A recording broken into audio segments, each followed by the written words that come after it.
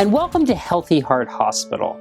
Now recently you may have heard some rumors that our standard of care has went down significantly, and that the bodies have been stacking up. Well, I am here to tell you that nothing could be further from the truth. Now you don't have to take my word for it. After all, why would you? I'm just a devilishly handsome doctor. Why don't you take a listen to one of these very real testimonies from a very real and very much alive patient here at Healthy Heart. Hello? Is anybody here? I need a doctor. Are you a doctor? Are you a doctor? Are you a doctor? Well, I certainly don't want it, whatever he's got. And thankfully, I don't have to, because I get to go home to my family and leave you here with all of these patients. Have fun!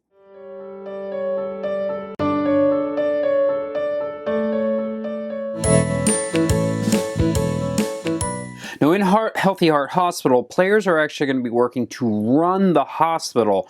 So while it seems patient care should be the first thing to worry about, and it is in some respects, it's not the only thing to worry about when running a hospital. Now to start out, this is most everything that comes in the box. There are a few things that have already been set aside during setup. For example, in this ambulance, you do set aside 7 cards to start the game, just to give it a little bit of variance.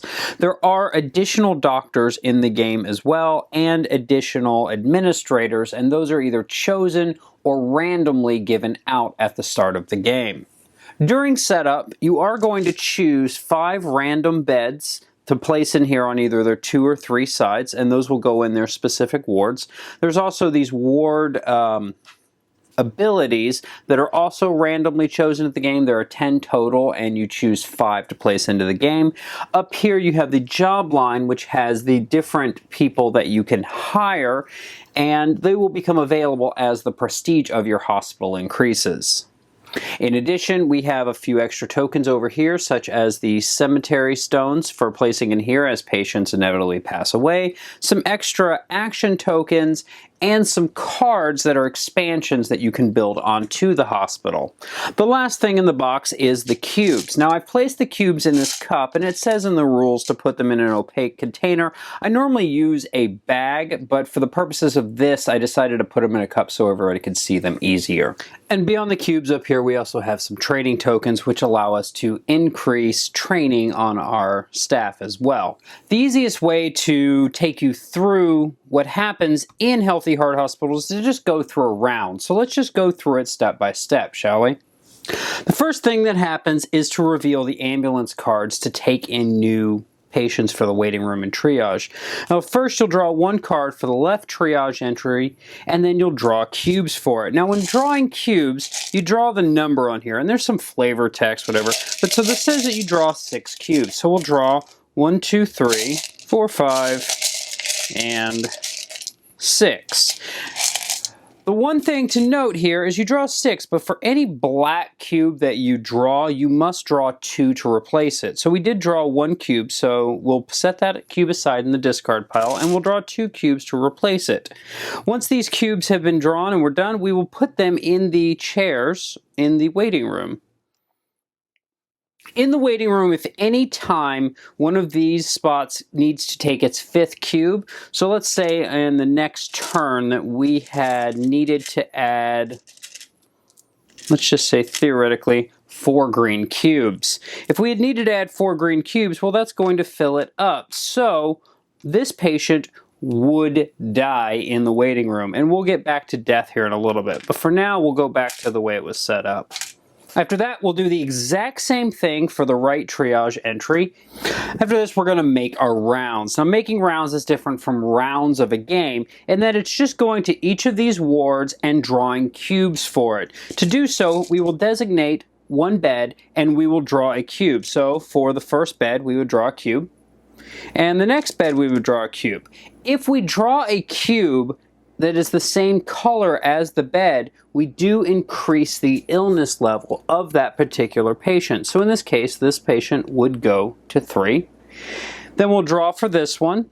And the same rules apply here with black cubes. If you draw a black cube, you do need to draw 2 new cubes to replace it. So in this case, that patient is going to go to 3 as well.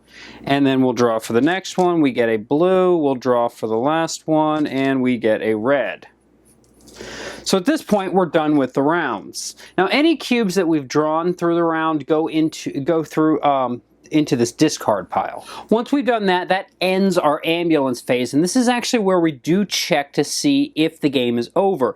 If this draw pile is empty at this point, the game would end there immediately. It's interesting to note that that means you do go through an entire ambulance phase before the final game ends.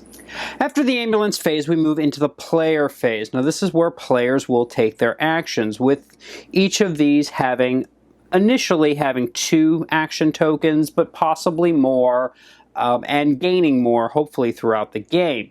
So the things that you can do depend on what type of token you have. In the case of a medical token can be used to heal a patient. To heal a patient, and this is the most common action in the game, is you are going to draw a number of cubes from the cup equal to the cube value plus any bonuses. It's important to note that the heal action in the base can only be done with this token. So let's say that Dr. Smile here, who has a +1 cube to heal any patient, decided that they were going to heal in the trauma center. Now, the trauma center does have an ability up here on death of 1 PV, so that's not going to be important to this particular attempt. So she will use her token, and she will attempt to heal this patient. In doing so, it has a value of 6, but she has a +1. So first, we're going to draw 6 cubes. So here's what we have drawn. We have drawn 2 gray, 2 blue, a green, 2 red, sorry, a blue and a green. Now, the cubes that aren't in this color don't do anything, but this 1 blue cube will heal that patient by 1 level. And in doing so, you will also get money for it in treating the sickness. So this patient went down by 1 level, so you would gain 1 times the prestige value, which is 2, so we would gain 2 coins.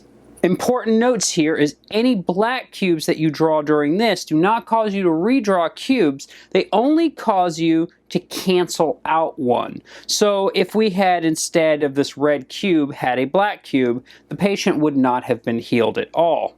Also, as I mentioned, Dr. Smile here had a bonus. Now, you have an option when taking bonuses, but when taking a bonus of cubes, it's an all or nothing.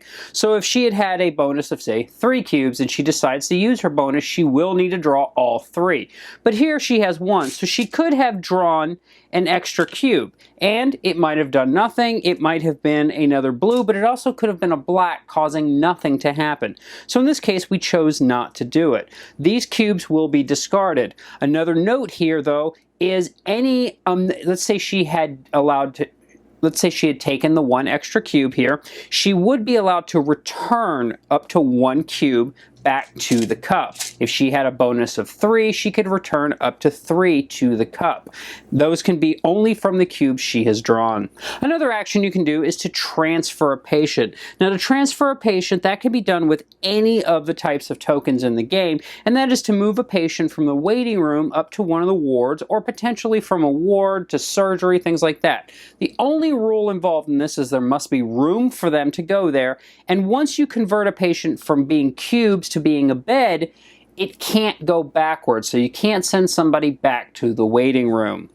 The other rule about moving a patient from waiting room to the wards is they must be at least a 3 or 4. So if they're just a 1 or 2, you're not going to be able to transfer them out of the waiting room. Next thing you can do with a medical token is if you are a doctor who has a build or improve expansion ability for a dollar amount less than the normal, then you would be able to do that with your medical token, and you would get to build these different things. So for example, Dr. Aorta here gets to build and improve cardiology operating room for $6.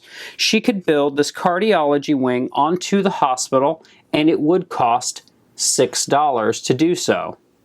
and that would cost her her action.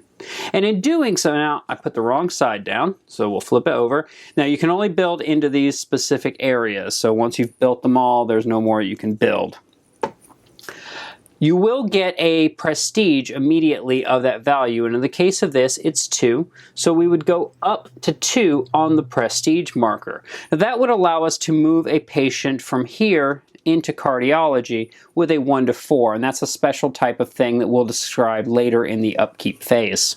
Another action you can do is to conduct research. Conducting research can only be done with administrative actions or the Chief of Staff token, or possibly later with medical tokens if given the right abilities from training. To conduct basic research does require, however, that you have already built, watch it be the last one, the research lab. That allows you to do a basic research action, and once you upgrade it to a research lab plus, then you can do an advance.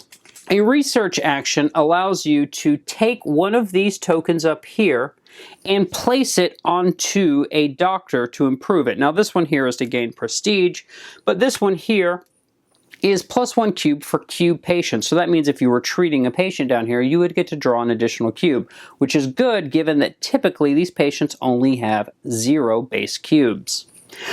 Another research action you can do is just to simply flip over a training token to see what else might be available. With these tokens, you can also do the build action like Dr. Aorta had done earlier, but it will cost you 10 in money to do so. You can also hire staff with this, and hiring staff is once these become available, they can be hired, and depending on their function, they'll be able to do different things. And if you look at the back of the book, it will tell you what all of the different workers do. To hire somebody by default will cost $5 unless you've hired the human resources staff and put it into play, at which point it'll only cost you $2. Assigning staff is something else you can do, because one of these when you hire actually come down here and they're called what's called parking lot employees. They have to be brought here first and then placed into there, such as a security guard or a ward nurse who would need to be assigned by the administrator. The second to last thing you can do is to just train a doctor. Now that allows you to do that research action of putting one of these tokens onto a doctor, but it will cost you $5. You can do one of these open ones or you can do a hidden one, but once you've done it, and you would assign it. The last action is only for the administrator with the Chief of Staff token. It allows them to take the specific Chief of Staff actions that are on their card. Okay, I've advanced things a little bit just to get to the end of a round so that I can take you through what happens there. At the end of a round, you're just going to do a housekeeping phase. And the first thing you're going to do is you're going to check and see if any staff needs to be done for their particular things. And in this case, we have no one. But then we'll check the job line to update it. This is the only time that things will become available.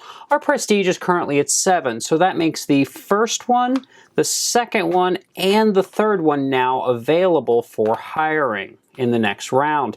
Now they will stay face up no matter even if our prestige goes down below that. After this, we will check if the emergency room, which in this case it hasn't been built, we would check to see if there were any patients there. They would pass away if we hadn't taken care of them. If the clinic had built, they would automatically, those patients would get better. And then we would check the operating things. Now the important thing here is, say we had moved a patient to cardiology.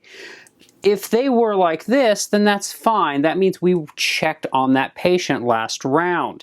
And in which case, we'll just flip them over, signifying that we need to check in on them again. We need to treat them somehow. We need to try to make them better.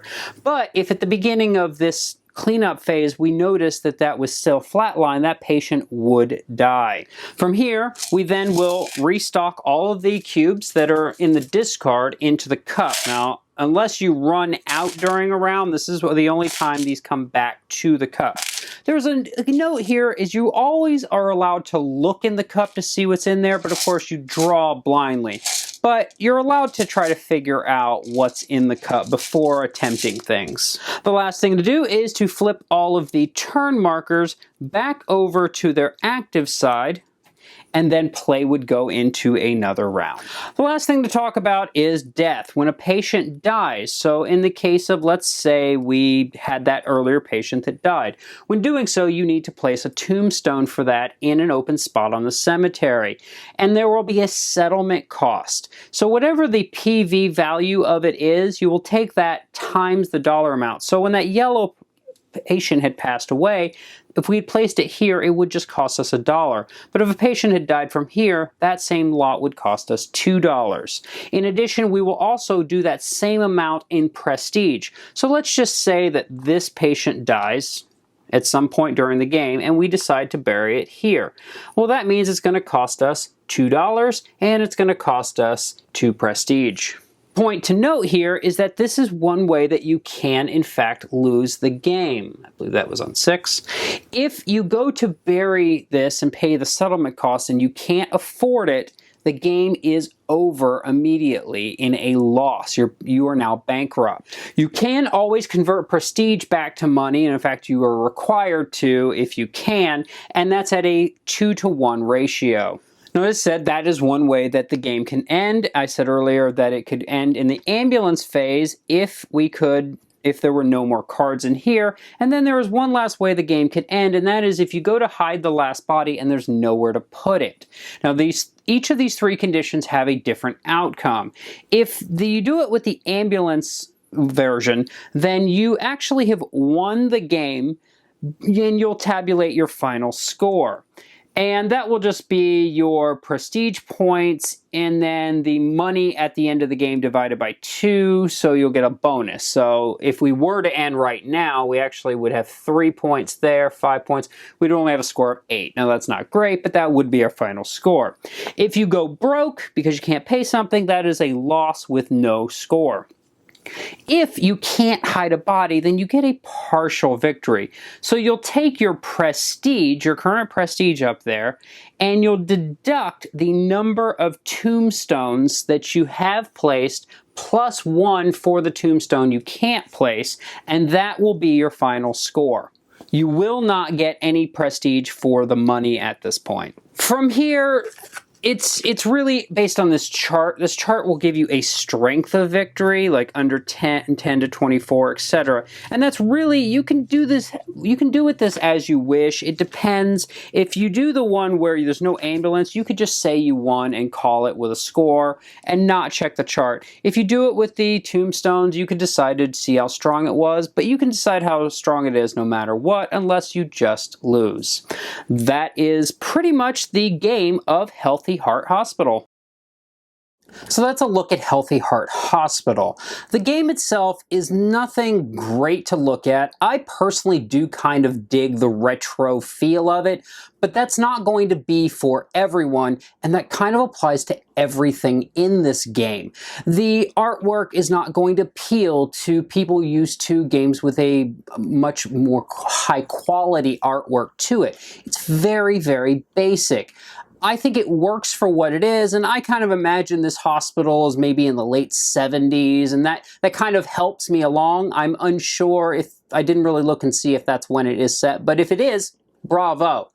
As to the difficulty of the game, that's where I had some issues. I feel like the game might actually be too difficult, but that could just be me and the groups that I've played it with. There seems to be a lot of puzzle to this game, and I really do enjoy games that are puzzly, but it seems like there's too many pieces to this puzzle to be able to control them all and figure them all out.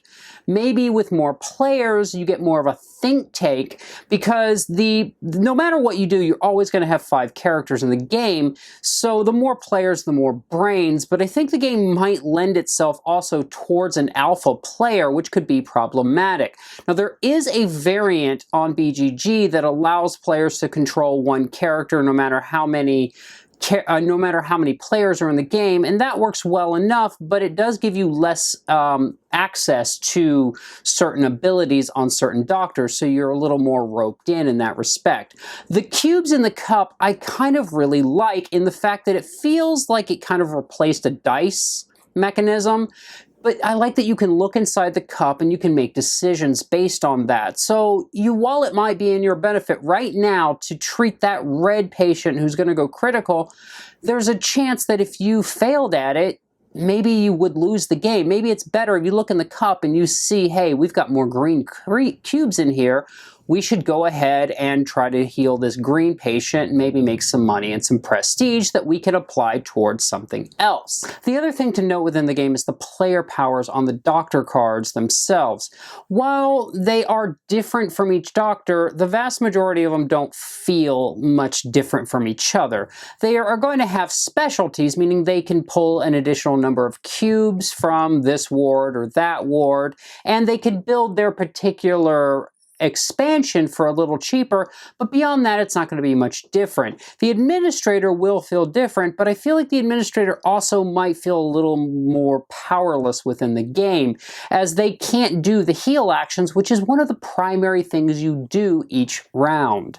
The game also does have a high degree of luck in it as well, and that's unfortunate because it means sometimes the game is just going to go bad through no fault of your own. You're just going to get that bad string of cube pulls, and there's nothing you're going to be able to do about it, much like a game like Pandemic. So that might be a off-putting thing for some people, and I could definitely understand that. To me, I think it actually lends to the replayability, but in the fact that this game goes on a long time. The game is 9 rounds, which feels like it might be a little longer than it should have been. Getting into, say, that 8th round and just having your game ruined by a really bad string of cube pulls is really going to sour your taste on this game.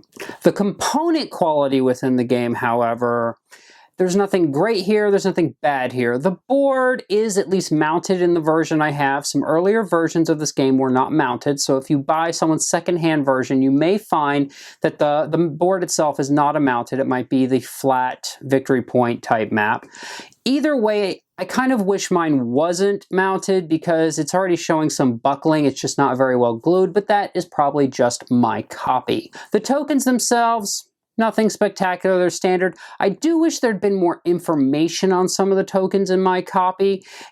You're going to find that you have to go to the book a lot, even once you know the game pretty well. Because of the hiring line, you're not going to remember what all of those unique workers do, so you're going to be constantly referencing the back of the book. And I found that for the first 3 games, we were constantly in the rule book. So just keep that in mind, keep the rule book next to you.